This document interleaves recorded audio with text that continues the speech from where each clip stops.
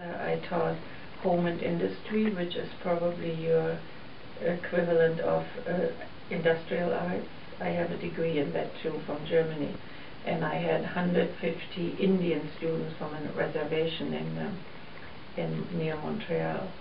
And then I'm also a dietitian. I work in the Montreal General Hospital.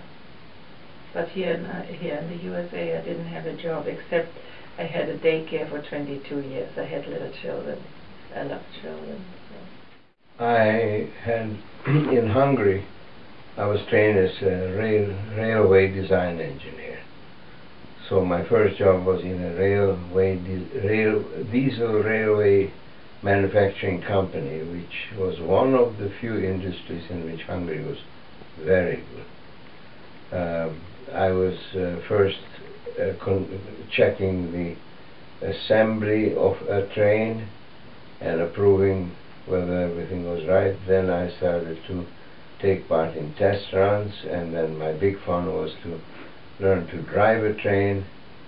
I was officially part of the Hungarian railroad system for a whole month in a uniform, and then I started to drive out these high-speed trains.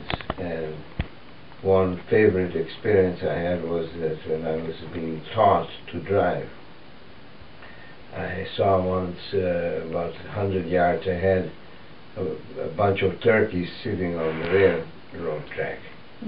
And I wanted to honk the horn, and my teacher, an old railroad engineer, grabbed my hand and says, "Don't toot the horn." I said, "Why?" Because then they will try to find out what is this, and by that time you'll run them over. And so I just didn't. But then when he once handed over the leadership to me and went for a little nap in the cabin, then I said, this is the time to find out whether that was just an old story or real reality. And when I've seen again another bunch of turkeys, I hung the horn and I slaughtered them all. Wow. That was He's a rascal. So they must have had a big turkey feast. Oh yeah, then when I left Hungary, then in Canada I became part of General Electric Company, and I was in their refrigeration department, where we designed refrigerators. And I was responsible for testing all the refrigerators until I have seen ad from a company that had used a very new electronic way of cooling. I moved over to that company.